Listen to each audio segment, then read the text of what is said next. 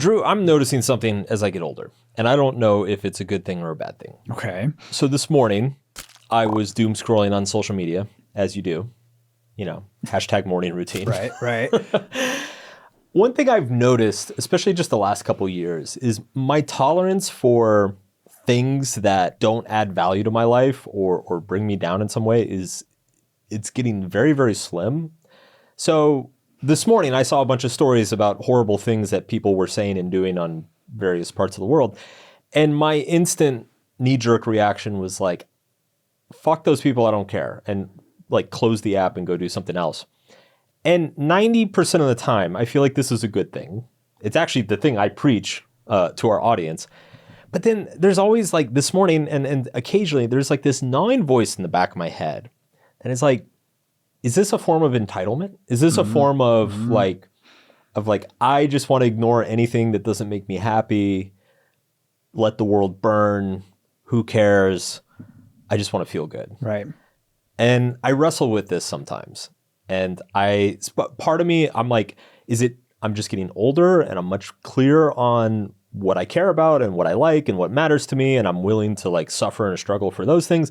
Or am I like, it seems most of the world, that I'm just being slowly and gradually coddled by the technology that rules my life. Yeah. And my patience and attention span for things that don't interest me is becoming that of a fly.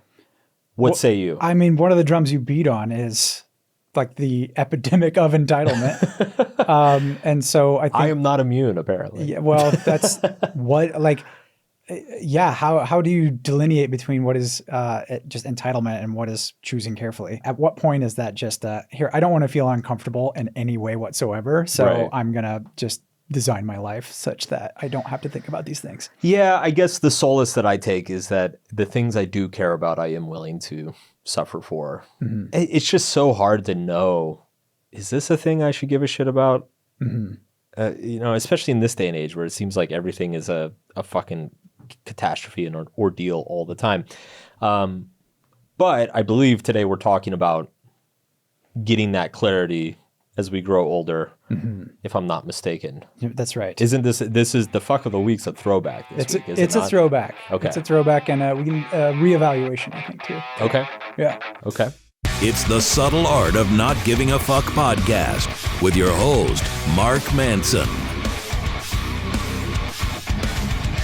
The fuck of the week, Mark. The 4 stages of life. Ah, yes. This is a classic throwback article. You wrote this one not too long after I started working with you, actually. I think a year or two after. And it quickly became kind of an instant Mark Manson classic, I think. Yeah. You talk about there are these 4 stages of life. We'll walk through them. Yeah. And you can explain them. But I want to know, too, have you changed your mind about this? How is your experience of this? Because this is probably almost 10 years ago that you wrote this. It's Right. like 8 or 10 years ago that you wrote it. I know I've definitely felt a transition to a new stage of life. And you talk about that in the article. So we Yep. can get into that. So how about we just start it off? What are the 4 stages? What are the 4 stages? How do you conceptualize them, and how do we navigate through them? Sure. So I will preempt this by saying that this isn't something that was just pulled out of my ass. I went through this phase when I was pretty young. I got really into developmental psychology, and developmental psychology, it's the study of how people grow and age and mature. And there's not a whole lot of empirical stuff.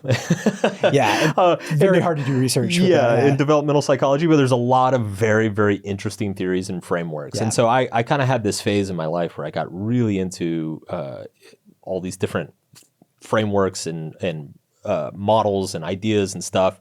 And so this article is very much just like a really, really strong simplification of a lot of my thoughts around all the reading I had done in that field. So stage 1, I believe I call it the mimetic stage or mimesis. Yeah, mimicry. Yeah. Mimicry. So it's stage 1 is essentially like if you look at how children develop, they develop through mimicry by watching adults and people in their life say certain things, do certain actions, and then the child will try to replicate that and do it themselves. Anybody who's had a kid has sees this all the fucking time.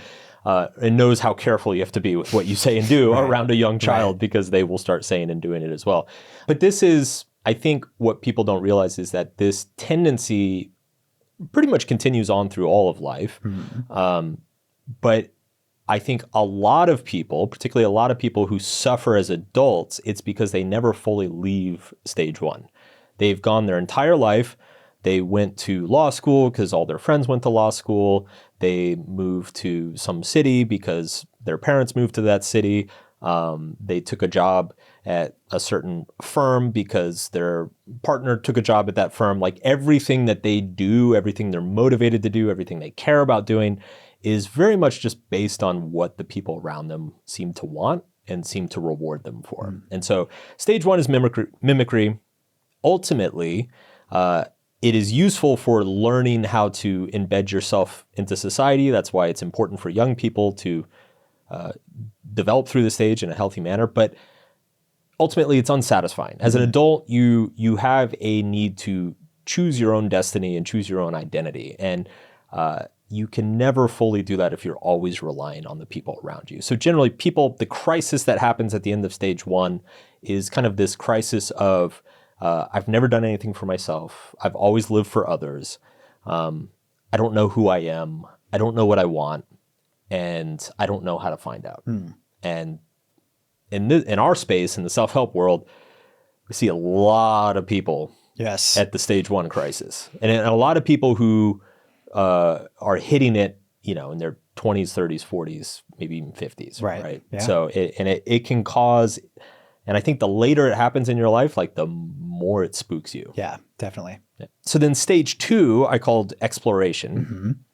And stage two is essentially that project of figuring out who you are. Like, okay, if I'm not just going to do all the things the people around me tell me to do, I need to figure out what I actually like and what I care about. And that involves experimentation. It involves trying things. It involves trying on different identities, joining different groups, going to different places and experiencing all sorts of different things. Stage two is extremely exciting. It's a lot of fun. And generally, I think for most people, this stage of life happens late adolescence and in their 20s and maybe early 30s. This is when you travel around, you take a bunch of different jobs, you meet a bunch of different people, you date a bunch of different people. And really the goal is to just find out like what seems to work for you and what doesn't seem to work for you. And the crisis of stage two eventually happens because exploration has a diminishing returns to it, right? Like if you've never traveled anywhere before, the first place you go is pretty profound and really exciting. If you've been to 20 places, then the 21st is like, oh yeah, okay, this is another place, right? And it's the same thing with dating people, with going to parties, with taking jobs, with, different hobbies, whatever it is, right? Like it's variety. The curve of satisfaction to variety and novelty it plateaus pretty quickly for most people. And so this raises the question, generally most people hit a place, the crisis point for stage two is when people hit this point of like, okay, I've done all this shit. What do I actually care about? Like what do I keep going back to? What seems really satisfying? What am I actually good at? Who seems to be good for me in my life, right? And then you have this, you need to make the decision to commit to those things. So that's the first two stages. Do you have any comments? Any hang up? Am I getting anything wrong here? No, I think this is, yeah. Am I nailing this? You're nailing your own ideas. I feel like a gymnast who hasn't like trained in 6 years, and I'm like, yeah, still got it. Still got it.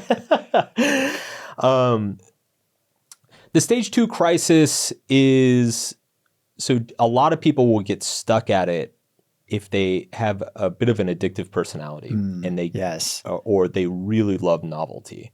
I very much got stuck at stage two, like really struggled to get out of stage two because I just love new shit so much. I'm like, I love trying new things and experiencing new things. So the problem, what most people what happens with people who get stuck in stage 2, you know, we had Robert Greene on recently. We talked about Peter Pan syndrome. I think Peter Pan syndrome is very much people stuck at stage 2. Definitely, It's just they're having way too much fun partying and dating and doing cool shit. And, you know, so they're like the 47-year-old still taking Molly and, you know, dancing until 5 a.m. Right. and with a bunch of 25-year-olds. If you're wired in a certain way, there really is a danger of just kind of getting permanently stuck at stage 2. And the drawback of getting stuck at stage 2 is because you never fully commit to anything, you never really become excellent at something. You never really go deep on anything. You never become an expert in any area. You don't become world-class at a skill. You don't build like really deep intimacy or a family with anybody. Everything is it's just surface level. It's exciting, it's sexy, but you're playing in the shallow end of the pool. Stage 3 is the commitment stage. It's once you've hit stage 3, you've realized these are the things that I care about. And usually by this point, you're in your 30s or 40s, and you've had this realization of like, oh shit, I'm not going to be around that long. Yeah. You know, unlike when you're 20, where you're like, I've got my whole life ahead of me. Like, fuck it. Let's go to Mexico this weekend. You know, when you're 38 or something and you've got a kid and a job, you suddenly have this realization of like, I've got like maybe 20 good years left. Right. So let's fucking use it. Let's like really be conscious and invest it in something very meaningful. The power of the commitment stage, I think stage 3 is where you really excavate a lot of the meaning and purpose and joy out of life. It's also where a lot of maybe the darkest struggles are, because it's like, I mean, if you, let's say you have marriage problems 11 years in and you've got 2 kids and you've got a bunch of debt and you're just like, I don't know if I can live with this person, but fuck, I'm 45 and I came all this way with them. Like, what do I do? Like it's the crises at stage 3 are very deep and very dark. They're big. Yeah. Because they are proportional to the rewards of stage 3.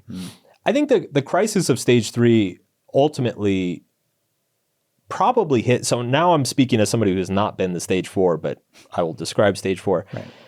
I imagine the crisis of stage 3 hits when you simply age up enough to realize that like my best days are behind me. You know, probably the most important thing I did is behind me. My best work's behind me. You know, if you have kids, the kids are grown up and they're off on their own. And there's kind of this realization of like, all right, I did the thing. That was it. Yeah. Now what? Right. And I think this leads into stage 4, which I call legacy. And the project of stage 4 is really simply doing the work and making sure to stay connected and maintain the things that are going to last after you're gone, essentially. A huge part of that is family. If you have your life's work, if you worked on a cause or volunteered for something or really invested in a business or spent 30 years working on a certain project or industry or something. Generally what you find with legacy people is that they want to stay connected to whatever they gave their life to, and they want to make sure it's going to be okay. Right. And at this point, I'm only speaking hypothetically, just from what I understand from the research and a lot of the psychological models that I've read. But interestingly, elderly people tend to be the happiest people. They tend to be the least anxious people. They tend to be the most satisfied people in most countries, not every country. I think a lot of that is just that when you don't know who you are at stage 1, that creates a lot of stress. When you don't know what you want at stage 2, that creates a lot of stress. And when you know what you want, but you don't know if you're going to get it, that creates a lot of stress at stage 3. I think stage 4 is just probably very much characterized by acceptance. By like, that was my life. I loved parts of it. Could have done without some other parts of it. Yeah, I have my regrets. But all in all, I've had a good run, and you know, I've got a decade or 2 left, and you know, maybe I got some grandkids, or I'm still like really involved in a community or a cause, and I'm just ready to ride it out and and make sure that, people know I was here, essentially. Yeah. So those are the 4 stages of life. Yeah. By the way, this is one of my favorite things I've ever read or written. Yeah. One of my favorite things I've ever written. And it's one of the few articles that's like just really stuck with me over the years. And it's a reader favorite. It never like went super viral or anything. No. But it's a reader favorite as well. I still hear pretty frequently from fans and readers that they're like, man, I think about the 4 stages all the time. Yeah, of all ages, people come back to it. Yeah, definitely. You talk about these crises that we have at each stage, and it's usually at some transition point into the next stage. Yeah. Can you talk a little bit about like the pain that you've had to go through in some of these? We've touched on this before in some episodes, I think, but what is the value of the pain that we have to, these crises, right? Right. Like when you go from stage 1, the mimicry to the self-discovery, the pain of that, how does one navigate that?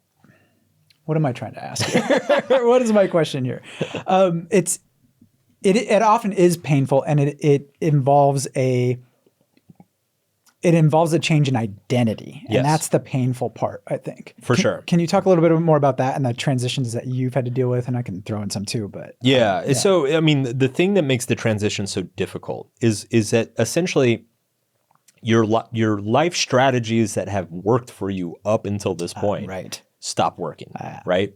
So if you're in stage 1, doing everything that people told you to do worked for 15, 20 years. And then suddenly one day it stops working. Yeah. And you're like, what the fuck? I'm doing everything right. Why am I so miserable? Why am I not succeeding? Why don't people like me? And you have to reorient how you understand yourself in the world, which is a very difficult process. And you have to let go of some of the things that you used to give a fuck about. Similarly with stage 2, I'm doing the same things I used to do that were so fun and exciting, but it's not really fun and exciting anymore. It's just like more stuff. I feel like I'm on a treadmill. And so you have to like stop and reevaluate the assumptions that are underlying all your decisions. And that's just a very, very difficult thing to do. And I think that pain is necessary to propel you into the next phase. Mm-hmm. I definitely hit a point. I struggled to get out of phase 2, and I definitely hit a point where I was like, 2 things. 1, I love novelty. I'm just like a glutton for novelty. Mm-hmm. But I was also a commitment phobe. And I distinctly remember a period right around the time I'd been with my wife for a couple of years, and it was starting to get clear that, dude, if you're ever going to settle down, like this is probably the one you should settle down with. And I struggled with that for a year or 2. And I just remember like going in circles in my brain being like, well, I'm terrified to settle down, but I also know if I don't settle down, it's not going to be satisfying anymore, mm-hmm. right? So I'm probably going to be dissatisfied and anxious as fuck either way.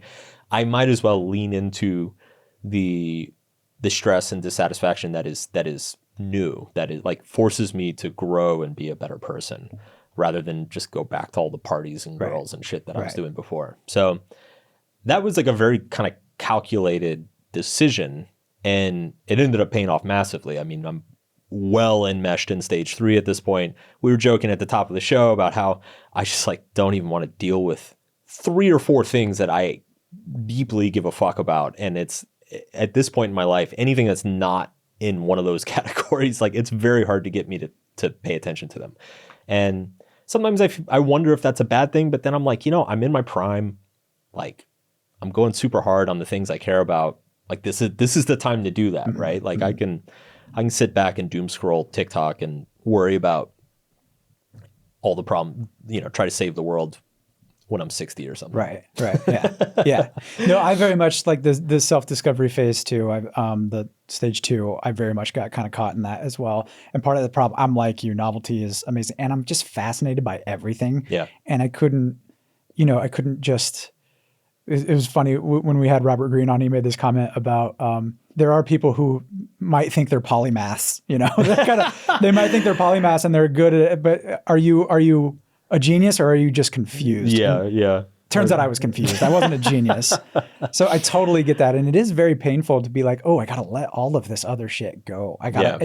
But you do get to the point where you're like, you get to the age where you're like, God damn, yeah, like time does go so fast. That's the other thing. You blink and you're 40, right? Well, and here's a little pet theory of mine that ties those two things together. You know, when he was here, we talked about Peter Pan syndrome and the extended adolescence, which a lot of researchers have acknowledged and noticed that people are just waiting long. They're waiting longer to move out on their own. They're waiting longer to start their careers. They're waiting longer to get married. They're waiting longer to date.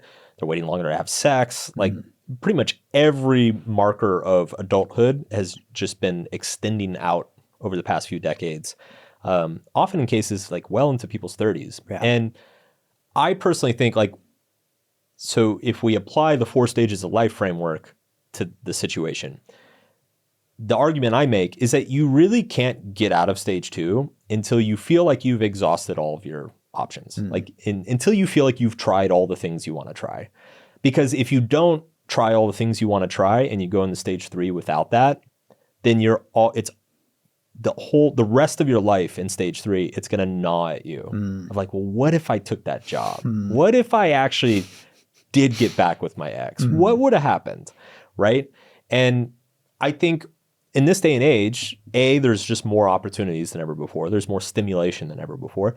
But I also think young people are more aware than ever before of how much opportunity is in front of them. And so I think it's like they are taking extended amounts of time to try things and test themselves and see what they like and see what they care about. Now, I do think there is a negative side of this, which is just that they're not getting out enough when they're kids and they're not developing strong emotional skills or social skills soon enough. But I do think there's some of this is reasonable. It's reasonable to wait. Like if you're a typical college graduate or university graduate in a developed country in 2024, you have more possibilities in front of you than any generation before you. So it makes sense that you will take longer to make these major commitments and settle down. Right. You know, one of the reasons I think this one does resonate with a lot of people, at least why it resonates with me and I keep coming back to it, is because it at least gives you some kind of inkling about what it's like to get older. Yeah. I don't know if you've ever tried to explain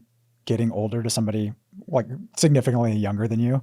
It's impossible. It probably is impossible. It's so hard to get that across. And obviously you don't really know what it's like to get older until you get older, but this kind of gives you at least a little bit of okay, there's this whole mental shift that happens at different stages. And I think that's really useful for people. I don't know.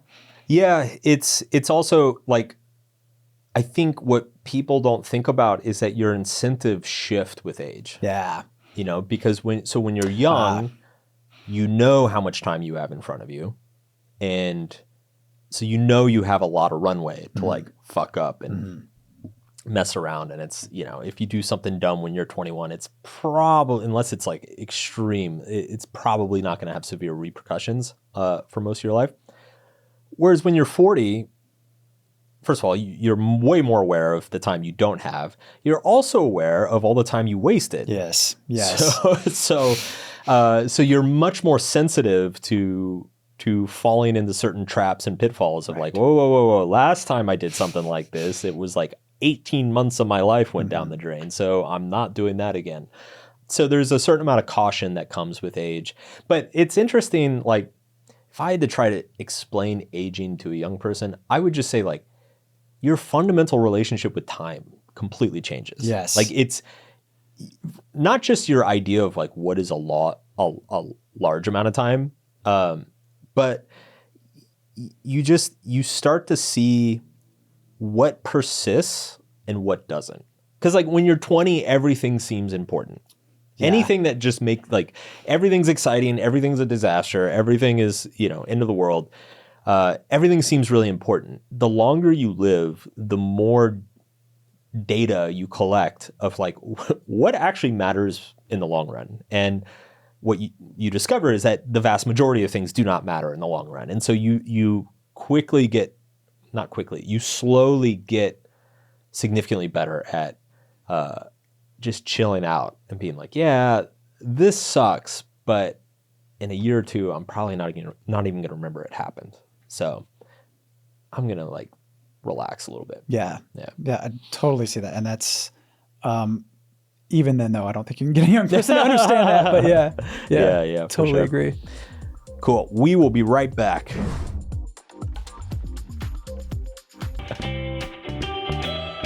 Brilliant or bullshit this week, Mark. Okay. Psychological richness. Okay. Okay. I teased this idea a little bit in a previous episode. Mm-hmm. I think, and I think you would agree that we over-index on happiness. We've Yes. talked about that before. Yes. I think we also over-index on meaning. So a lot of times when people say, oh, it's not the happiness part, so I'm going to go look for meaning instead. Mm-hmm. And there's pitfalls to that too that I don't think we always consider. There's some trade-offs and drawbacks to that. Right. I came across this, it's just in the last few years, this idea has been kind of gaining traction within psychology, and it's called psychological richness. Essentially what it is it's a focus on the interesting in your life. It's finding interesting things in your life, things that interest you personally, and that you can just kind of be in your own world with. So it's a life characterized by a variety of interesting and perspective-changing experiences. Okay. It involves curiosity, novelty, adventure, openness, and exploration, but also a complexity of experience and events that challenge your own worldview. So there's this book, if you want to dive deeper into this, it's called The Art of the Interesting by Lorraine Besser. It just came out, I think in September. She goes through why the kind of the pitfalls of happiness, a lot of what you've talked about too. Happiness is fleeting. It's not really a reliable emotion. It's often a symptom of living a good life, not the cause of it. But also with meaning, we're really bad at knowing what could be meaningful. We're really bad at this if-then logic in our life. Well, if I only had this, then I would be happy. I would be fulfilled. I would find That's the trick our brain all sorts plays of, on us. right. Yeah.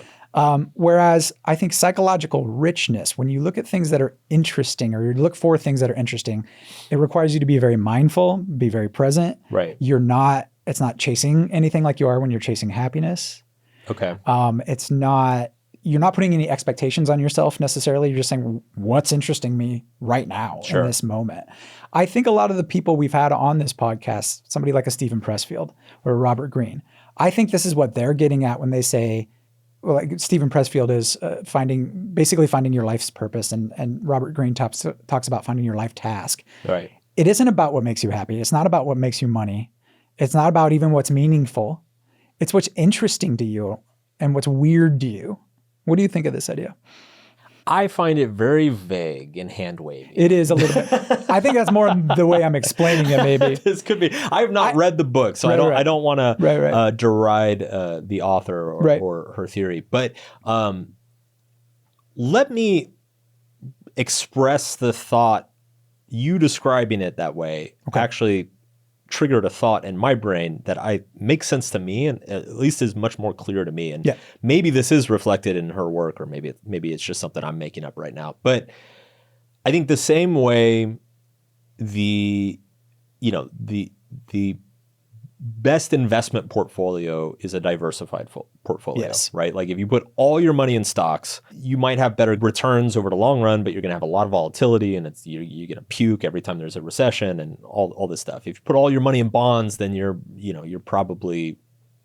to get very undersized returns. So it's like the best portfolio is allocation of stocks and allocation of bonds and allocation of real estate. That way you all the pros and cons of each one can offset each other, and you don't like live with the downside of each one. I feel like the same is probably true with life richness, like what you're describing. When I think about this, it's like you don't only want to pursue happiness, because then you just become a hedonist, and you end up on this treadmill of just always trying to do the next thing that's going to be fun or exciting or make you feel good. And that's not good. It has a lot of downsides. You also don't just want to pursue what's meaningful, because then there's a bunch of reasons. One is that you essentially end up in a life of just perpetual sacrifice and challenge and struggle. Also, it's not clear how much impact you can have on certain things. And so maybe you invest a bunch of time and energy and sacrifice into something, and it doesn't work out, and then you just feel like you wasted 10 years of your life. So there's like very high upside and very low downside to just investing in meaning. Not to mention, if everything you do is to index for meaningfulness, that kind of makes everything meaningless. Like there's no like contrast, right? So here's my harebrained theory. Okay. A diversified life pursuit portfolio. You should have something meaningful in your life that you pursue. You should have something that's just fun and joyful in your life that you pursue. You should also just have something that's like stupid and egotistical and hedonistic that you pursue, right? Yeah. Like that's a piece of the puzzle as well. You don't ever want to like go all in on any of those things. You want to have them balanced in a nice proportion that suits your personality well. Like I noticed this, I went through many years. So I was a huge gamer when I was young.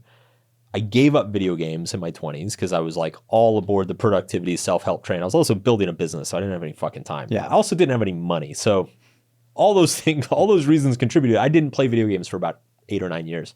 And then when I came back to gaming, I had a little bit of a love-hate relationship with it. Like there was a little bit of like a guilt or a shame or like a self-loathing. I'm like, oh man, I just spent like all day Saturday playing the new Zelda. Like, what am I doing with my life? I could be doing something productive. I could have been hanging out with a friend. I could have been at the gym. I could have been doing all these things. Eventually, I came to the conclusion that I'm like, the optimal amount of video games in my life is not 0. And as long as it's below a certain amount, it noticeably makes my life better.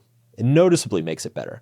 There's something about just having this frivolous, meaningless, purely pleasurable and sometimes interesting or challenging pursuit that has no stakes attached to it whatsoever, that like balances out everything else. That like when I come back to my work and I have like, let's say I have a really big decision to make in the business, it like reemphasizes the importance of that decision and like, you know, don't take this moment for granted and like really pay attention to it. You know, similarly, it's like when I do go hang out with a bunch of friends or my wife, you know, it's like, okay, now I get to be social. Like this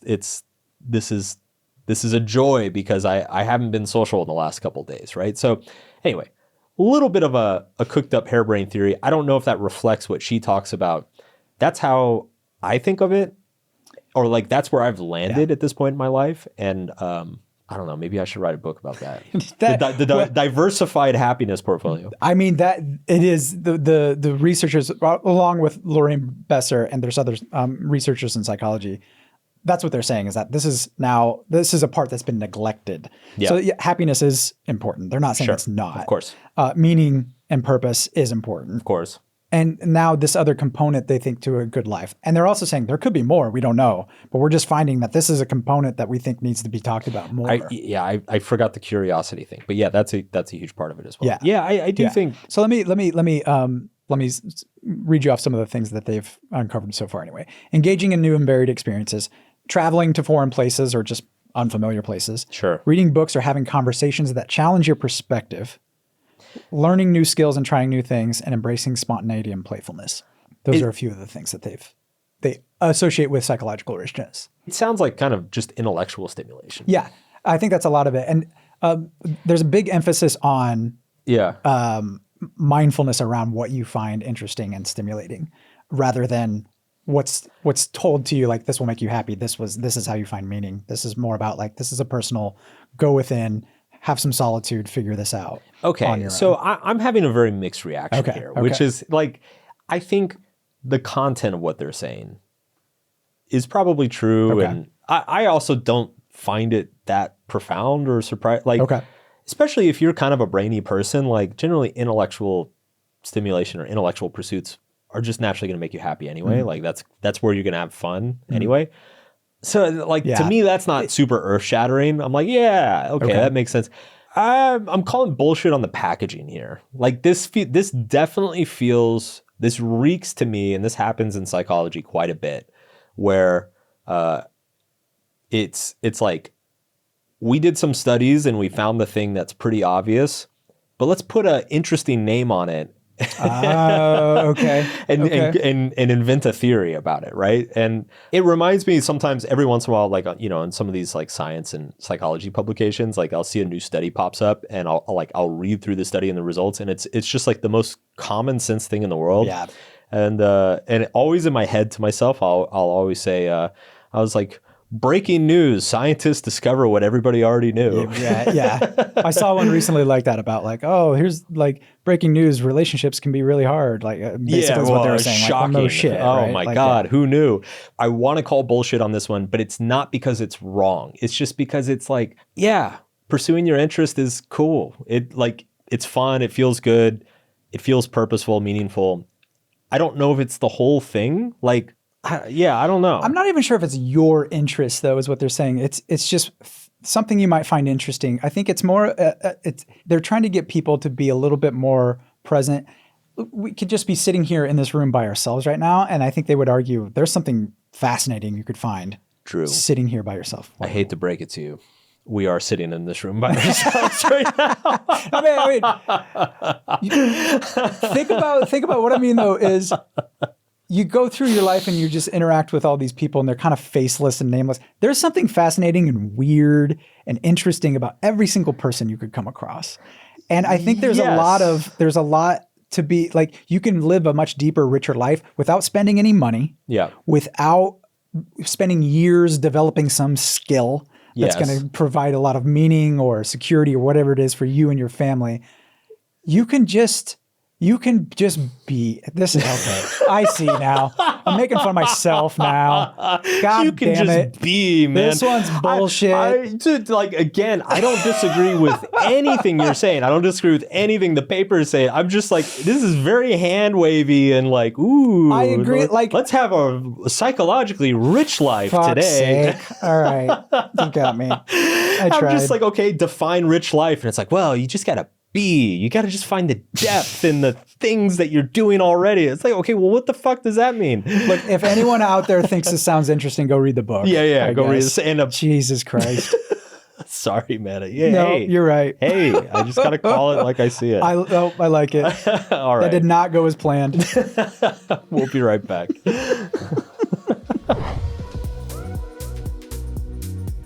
You've probably heard of, seen, or read this book.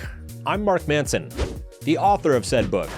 After it became a New York Times bestseller, I wanted to do something else that wasn't just writing another book. So I launched Your Next Breakthrough. It's a free email newsletter with no gimmicks and no bullshit. Just a 5-minute read each week with one idea, one question, and one exercise that could spark your next breakthrough. Over 1 million people are already signed up, so just click below to get in on the action for free. All right, we're back. What questions do we have this week? Mark, I have a very simple question. Oh, good. I like simple ones. Yeah, I'm tired, I don't think dude. I don't want to think hard. There's not a simple answer to it, though. Oh, shit. I don't think. God damn it. All right. How much is enough? How much is enough? How much is enough? That's it. That's the question. I'm like, the first thing that comes to my mind is that great line from Matt. Have you seen Mad Men? Yeah. So love Mad Men, yeah. Yeah, there's so many amazing lines in Mad Men, but there's this amazing moment where Don Draper says, I think somebody asked him like, what is happiness? Mm-hmm. And he says, it's the moment before you need more happiness. Right. Yeah. That's so good. What's enough? What's enough? It's the moment before you need more, essentially. Yeah. I don't know. I mean, enough is something that you ultimately have to decide for yourself. But I also think it's something that we're probably not biologically or neurologically predisposed to want or accept. I mean, you could argue that like a huge percentage of the entire religion of Buddhism is based on the practice of trying to have enough in each and every moment. And I would argue that the vast majority of Buddhist practitioners and meditators never totally get to that place. Mm-hmm. So yeah, I don't know. I feel like it is just part of our evolutionary nature to always go back to being mildly dissatisfied with whatever our situation is. And if our situation is amazing, it's going to make us look like fucking brats. And if our situation is really shitty, it's going to keep us sane and functional in a really shitty situation. But that just seems to be the way the mind works, is mild dissatisfaction most of the time. Right. Yeah. There were stories in Steve Jobs' biography. I think it was the one by Walter Isaacson anyway, where he's talking with people and people come to him and they're like, well, okay, we're going to do this, but we don't know if it's going to make this is probably going to make more money, but I kind of want to do this. Yeah. And Steve would stop them and be like, this is why I'm friends with you. You don't need more money. Yeah. You don't Yeah. need more money. Now, Steve was obviously consummately never satisfied with anything, Right. obviously, but money was not something he was one to want. So I think when somebody asks, what's enough? It's like, enough of what? First of all, that's actually the more important question. Right. Enough of what? Enough Because of what? I would argue that there's some things in life that there shouldn't be enough, right? Like, Or like love and peace. And man, you are really. I'm leaning into this. You're full hippie today. I'm I gonna don't know turn what into got an it. old Did you hippie. smoke some weed before you came in? No, Like, but you're- we could drop some acid one of these times and really get into this. Yeah, that would be an episode. What was I saying? Oh, What is enough? Yeah. right. I mean, like, what is enough? Enough of what? Yeah. Poverty alleviation. What is enough peace in the world? Like, what is enough lack of violence? Like, there's always going to be. You'll always want more of some things, and I would argue, like, as a creative person or an artist or somebody who builds something, like, I kind of don't want to ever write something that I think is enough.